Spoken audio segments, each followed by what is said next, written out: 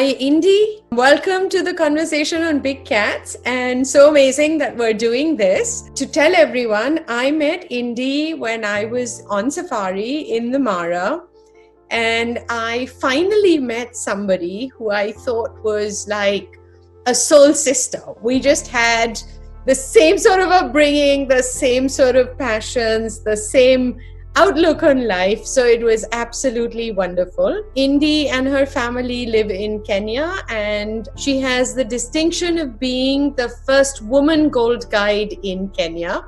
So it's an amazing story. And today she's going to talk to us about being a partner in Royal African Safaris, which gives you these unbelievable mobile experiences, and talking about how she has learned to live with the lions when they're out there in the bush, and what she thinks and tells her guests about big cat conservation, their relationship with the entire tourism sector and the people who are the guardians of the land, the Masai. So over to you, Indi, and so great to have you here. Latika, thank you very much. Yeah, such an honor. Thank you for the introduction. So I'm going to go over a little bit about what I do, where I'm from, basically is from here, but just sort of my whole life story of how I ended up as a safari guide and a gold level guide as well. A few of the challenges, especially being a woman. So yes, let me just start from that. Can you see my presentation on there?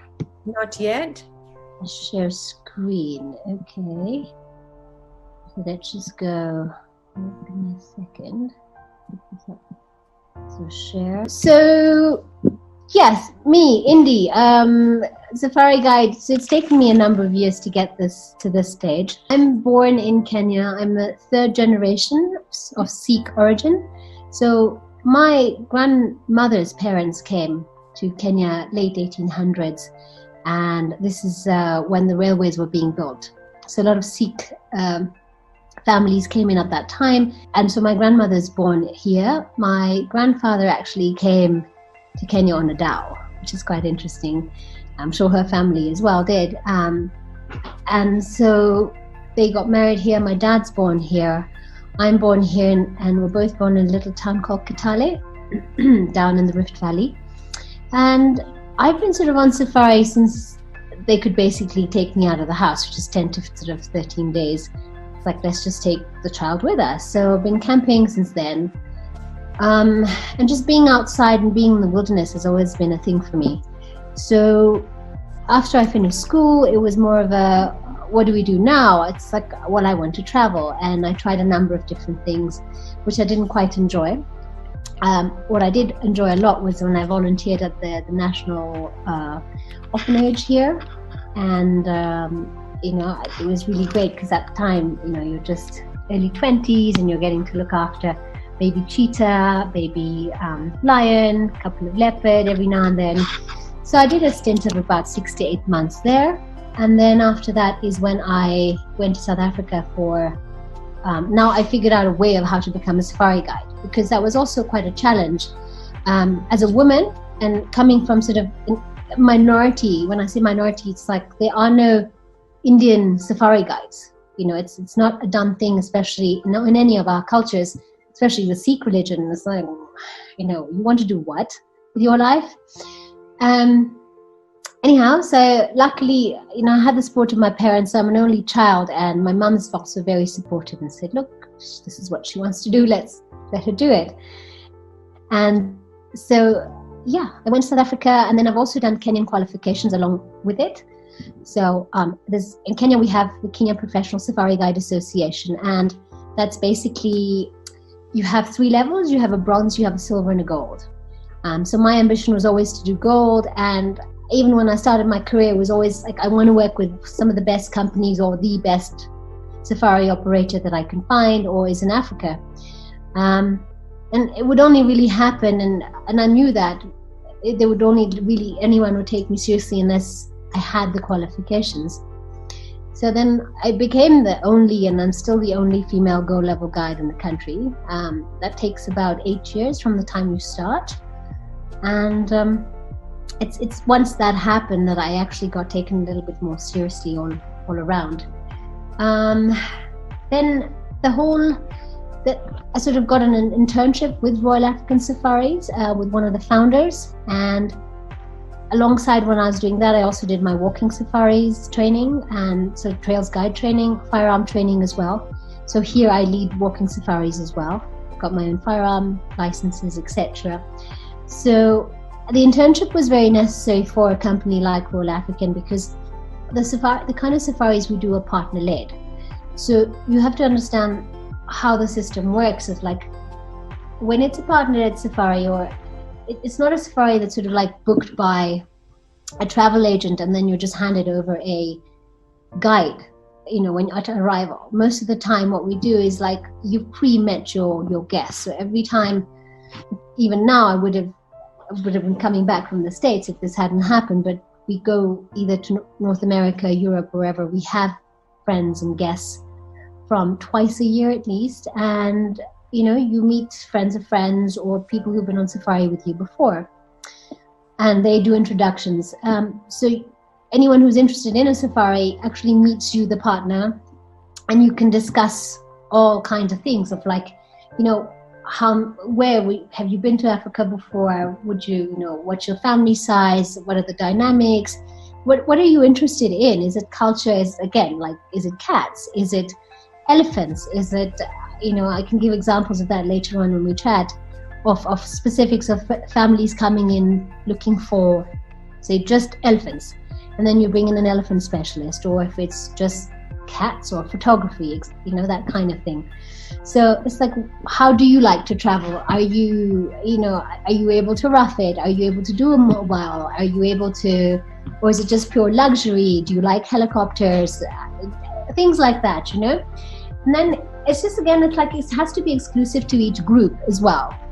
So it's not like I'm selling to 10 different people. I'm coming to Latika, and then Latika's been on safari with me, and she's, oh, Indi, I have so-and-so friends, and just their family wants to go on safari. So it's an exclusive thing, and this is why the internship as well was so important for me, of doing like 2 odd years of like, and it's tough, and like you are pushed around to a certain extent. You're the one staying up the latest or doing the earliest, but in that process you also learn a lot more.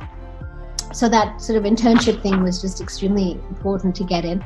I last year finally made partner, and so again, first female partner guide basically. There is other female partners, I'm sure, in the company. So I mean, that's been the challenge, and that's not just the challenge in the sense, it's also been, again, you come from, it's a male dominated industry, and we're seeing also what's happening around the world at the moment. Things are changing now. More and more people recognize. Latika, you must have had your own challenges from before when you started, I'm sure. Like, we could go on about this for days. But luckily, I've been very blessed with finding the right kind of people in the industry as well. With the right kind of support from my family, meeting the right people, and also just working extremely hard yourself, and just pushing to get there, knowing that yes, you can do it, even if you're a woman. And then let's go to another picture. So I think for me the biggest thing about being on safari, just like the quote sort of says here as well, we have this. So if we look back, genetically, our genetic epicenter is here in Africa as well. And a lot of times you find people who come on safari and say, this feels just right. It feels perfect. It's like coming home. And I think I know and I believe it's your whole center is saying, I am home, because this is where we walked out of, So for me, I am not a city person. I wake up out at 5:30 in the morning, and that's where I belong, basically, just as the quote says. It's just where I'm supposed to be. So I think when you also are at that level, you enjoy what you do so much more. Right. So again, these are the kind of questions I would ask. How do you like to travel? What is your family like? First time to Africa, expectations. So as a partner, when you're trying to put a safari together for somebody, you're trying to manage these expectations. Basically, as a guide, I think your biggest job is managing people's expectations, and we all know that as running any kind of business in tourism and travel. So these are the main things that we are sort of, your first questions, of course, to somebody. And then sort of going to where I run from, but I spend 90% of my time in the Masai Mara and northern Serengeti.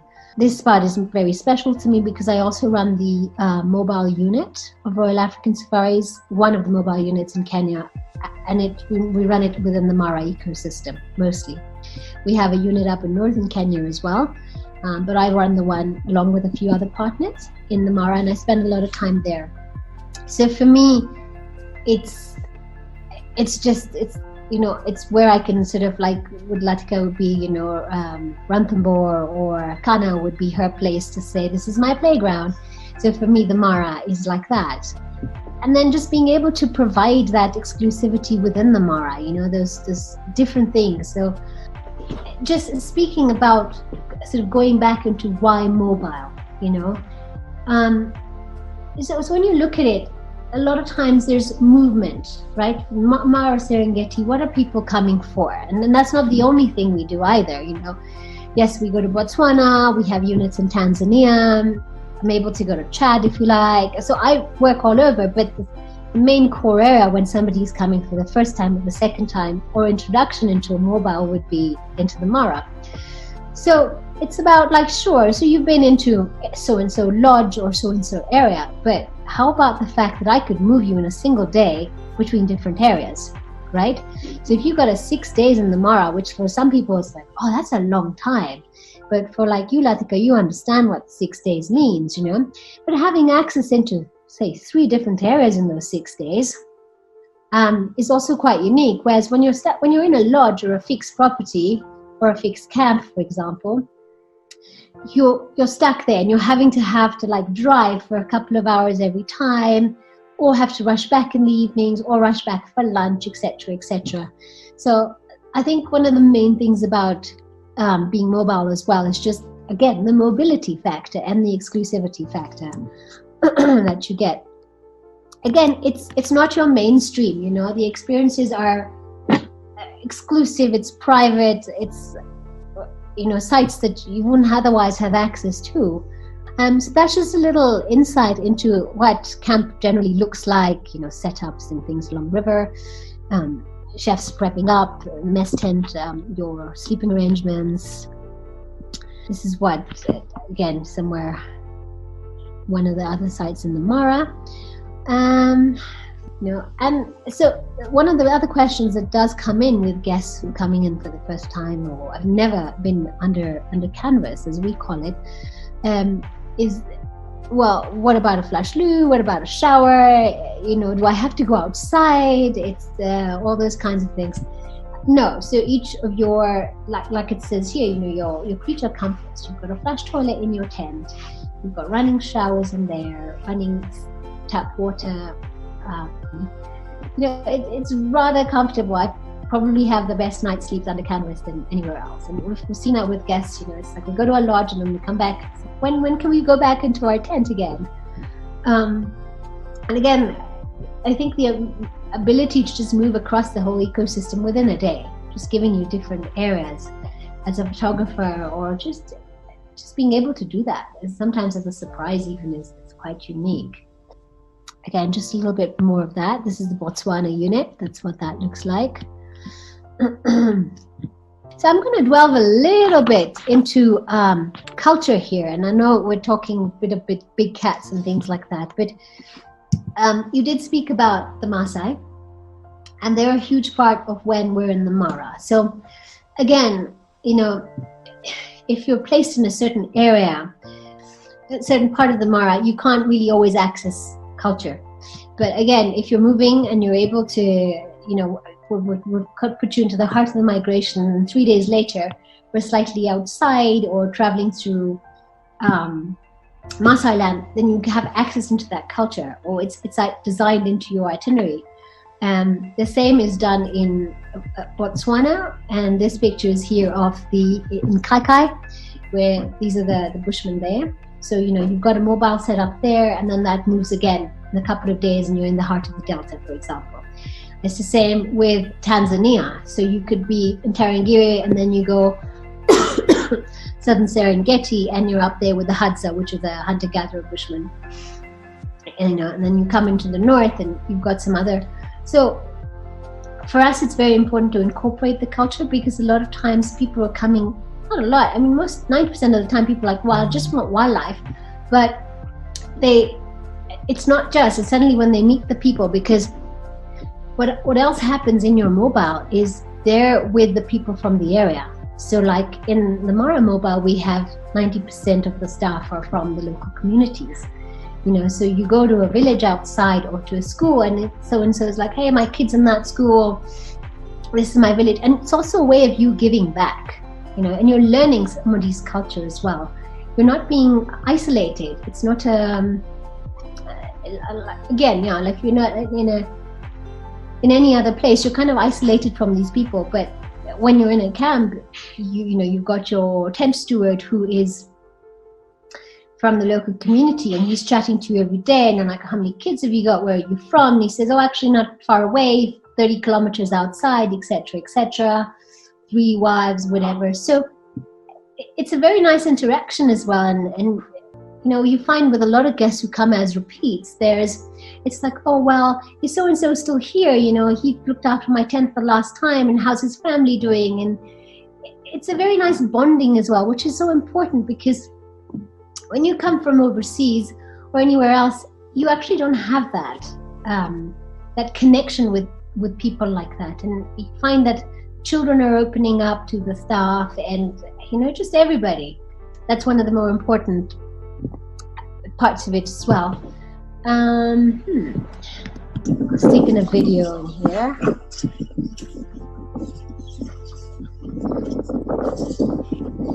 May not be the best quality. A little bit of what an average day looks like, an average cold grey morning.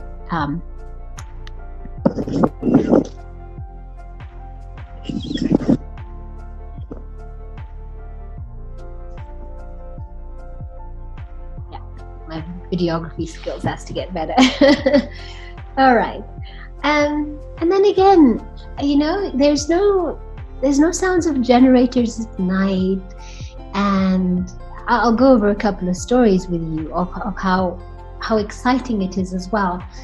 You're sitting by the campfire, you can hear the hyena, they're not far away, or you can hear the lions getting very excited, and you can hear the sort of the moans and groans of the buffalo not far away, because the lions have entered the herd, and so what's happening. So tomorrow morning it's like everybody's exciting to get out, like what happened last night. We heard all this noise and this commotion. It was late last season, and on another occasion we were out, and just at another campsite in the Mara, and like from about 4:30, these lions kept roaring and roaring, but right inside of camp we could hear them. And it's nothing to scare anybody. It was just quite an exciting thing. So everybody's still, somebody's getting hot water. This is 5:15. People are moving around, and the mess guy went to turn on the lights in the mess area, and he turns it on, and there's this lion sitting in the mess, a big male lion just sitting there. And so he got frightened, the lion got a bit frightened, the lion just bailed out, and the guy just stood there frozen. So clearly they were in camp. They didn't want anything to do with anybody, but because, again, remember, you're not there. 3 days before that, there was nobody in that campsite. They were just roaming in there. So for them, it's like, oh, there's just lights and people around, and then when the commotion starts, they disappear. But how very exciting to know as well that, you're living in harmony with wildlife as it's supposed to be. So yeah, it's just, the sounds at night, and it's just a feeling, the stars, you're under there. There's nothing really personally for me like it. Right. Again, depending on your if you're a photographer or if you want to be away from the crowds, because you find a lot of times, and it's interesting, guests turn around and say, well, I don't want to be with the crowds because, so then you have to find an area that's away from the crowds, and you're able to provide that sort of thing. Or if you want to go into seeing these big herds and big crowds as well, easy, whichever way. So yeah, I mean, these are the kind of scenes, like this is an example of, in the last evening, basically, around the campfire, everybody's sort of like gotten together, the staff are there, the guests are there, the Masai were dancing, the guests got involved, but it's all just together, and one sort of happy community, and it's lifetimes of memories basically for people to take with them. This is a part of the sort of northern Serengeti, southern part of the Mara at the border, and for me, when the time of the migration, I just find this is the most spectacular area just to see these wildebeest in masses and masses, these beautiful balanitis trees. Daydreaming. A little bit of Bushmen in the Kalahari. Whenever we go, you get to spend 3 or 4 nights with them, experience with them, go out hunting on foot with them. I thought I'll just share a little bit of that, and a very cute child. A bit of the Okavango. And I think I'm nearly done here. Great. Now, what I really want to hear is about you and the big cats. So, when did you first meet your big cats? First one that you remember. That I remember? Gosh, Latika, it'd probably be a very early memory of maybe at about 3.5 on a first trip to the Mara. You've always had cats in your life, right? Always had cats, yeah. Yeah. Okay, so tell me about tourism and conservation. Talk to me about how you change attitudes of guests from the time when they decide to come with you on safari to the experience to the safari and when they leave. So what is it that normally, what is the message that you normally give, and how does this help big cat conservation? It won't just be big cat conservation, yes, but like generally I think conservation overall, because here in Kenya, of course, the focus is on various things. Lots of elephant, there's a lot of big cat. Lions, as we know, they're struggling at the moment with just lack of space. So I think when I say lack of space, they're kind of isolated into little islands, as you probably, and you've spoken to a lot of other conservationists from sort of East Africa or other parts of Africa, because the national parks, again, it's a population thing. It's happening around the world. Too many people, they're just becoming these little islands. And most of these animals need to roam. Yes, cats are territorial, understood, but they still need the space because of pride sizes or just territory size, right? So I think the biggest message I can say, or the main message that comes through, is when a guest comes on safari, you're helping to conserve, whether it's part of the Mara, whether it's northern Kenya, whether it's the Serengeti, but you're giving employment aid to a certain number of people. You're starting from the time that you arrive, your guides, your people in camp, your pilots, etc., etc. Everybody, it's a chain going down. So I want to know, Indi, how much, suppose you charge an X amount, say $100, how much of this actually gets translated into the community? How much of this actually benefits local people? How much of it goes as park fees? Mm-hmm.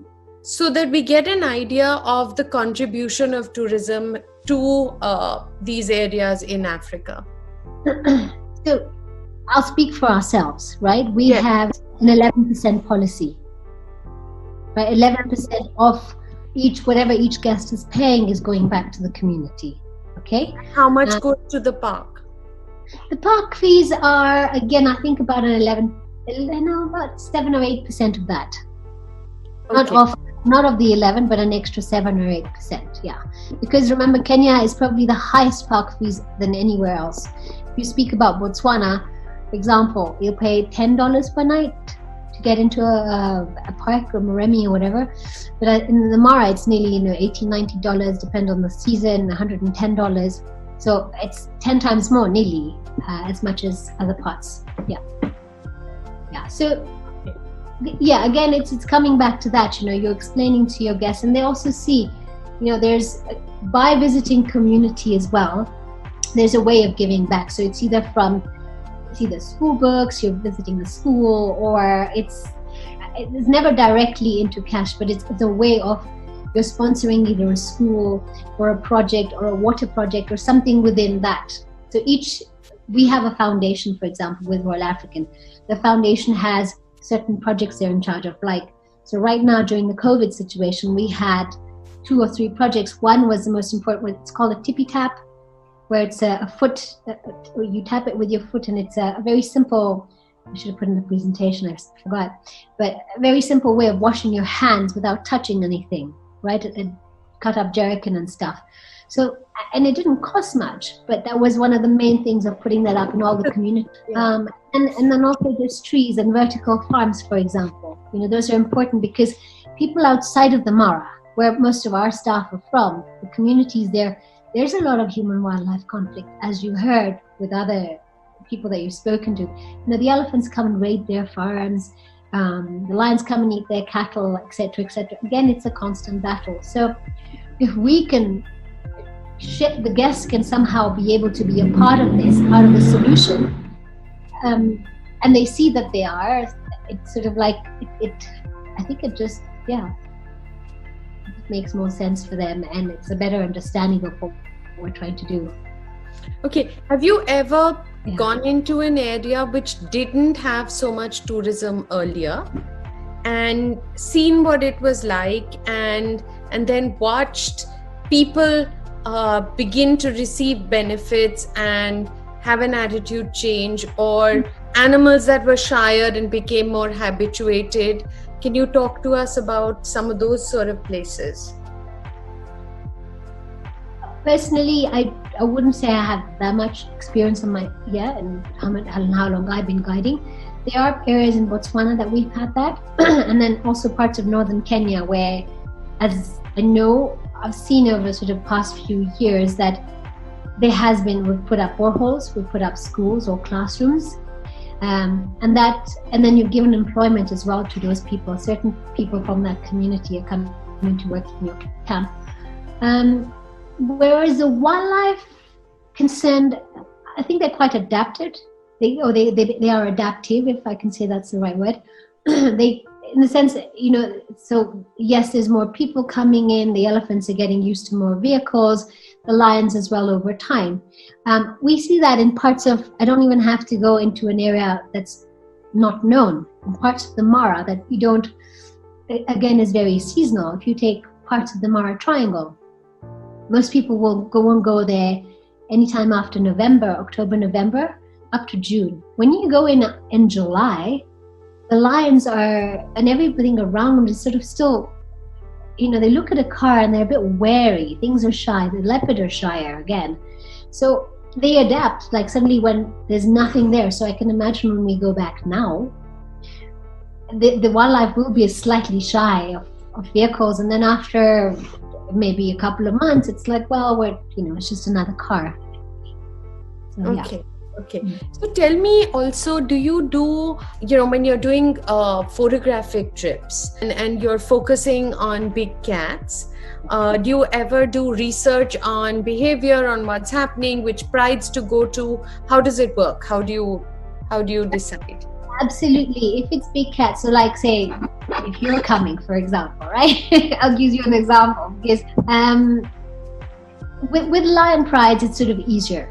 Right? In the areas that we work in, you kind of know this is how many males have had, they suddenly have new cubs, or she's she's about to have cabs or etc. So you know that the pride is growing and things like that.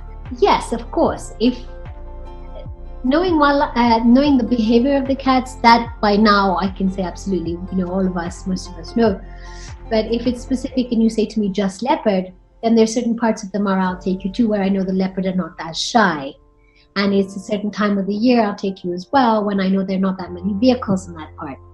So absolutely I will have to look at all of those factors of, but you say to me, no, Indi, I want to come during the migration though, and I want to see lots of kill. So then it's like, right, where are we strategically going to place camp for her, and how are we going to, so you have to factor all those things in, absolutely. And if you want a researcher, we have access to the right kind of people. Yes, within just like the 11, 12 partners that we have, within that there is so much resource. I mean, if you want to go, you want to learn a bit more about, say, lion, for example, your best person would be somebody like Tony Fitzjohn, and you want to be on a safari with somebody like that to really know lion behavior, for example. So yes, there's access to that, or there's access to getting information from them and then getting you. So what is the average size of camp? How many people do you have normally? We've had up to 30 at one time, which is huge, and you don't want to do that. I think normally it's anything up to 8. Okay. 6 to 12, between 6 and 12. Anything smaller than 6 it's fine. You can do 4 people. You can do 2 people as well, but 6 is easy. They all fit in the vehicle. But if you want space and you just want to be on your own, that's also an option.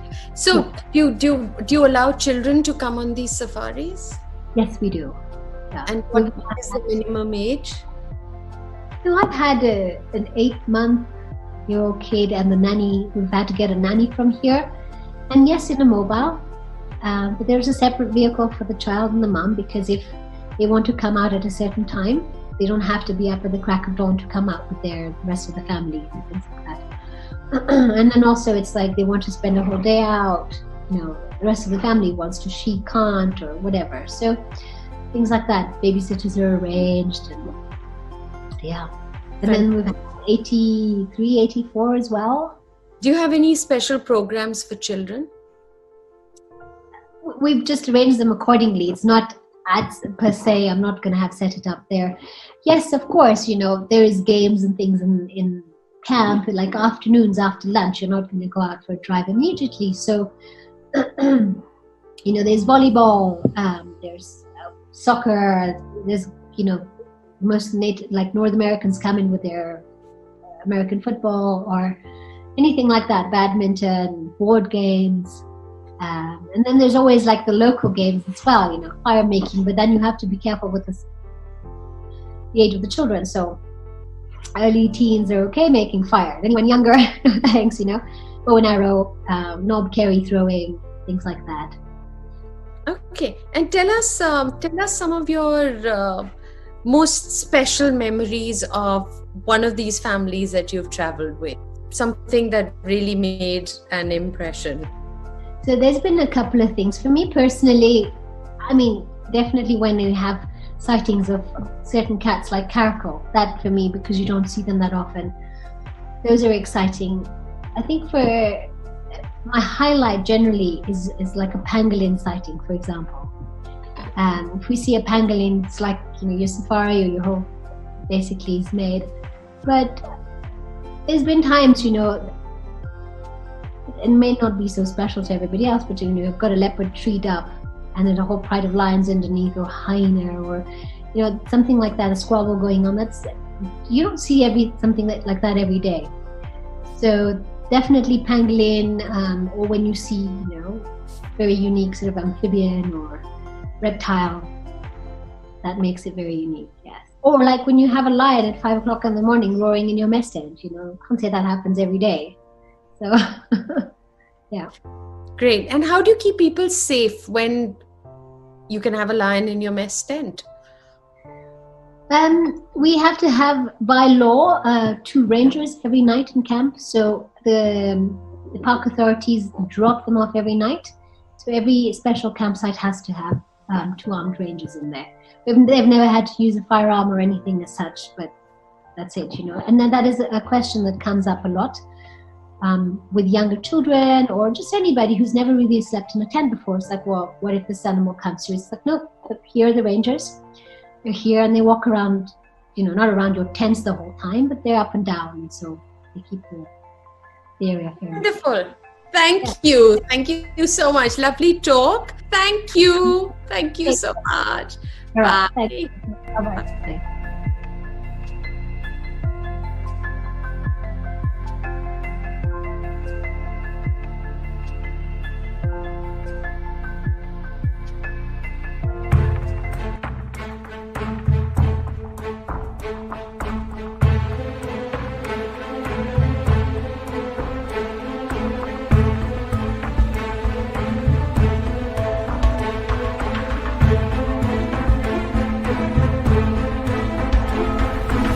Tiger reserve like Kana, Bandhavgarh and Pench, they're kind of saturated in that way. Obviously, they're the most popular and you might have the best tiger sighting there.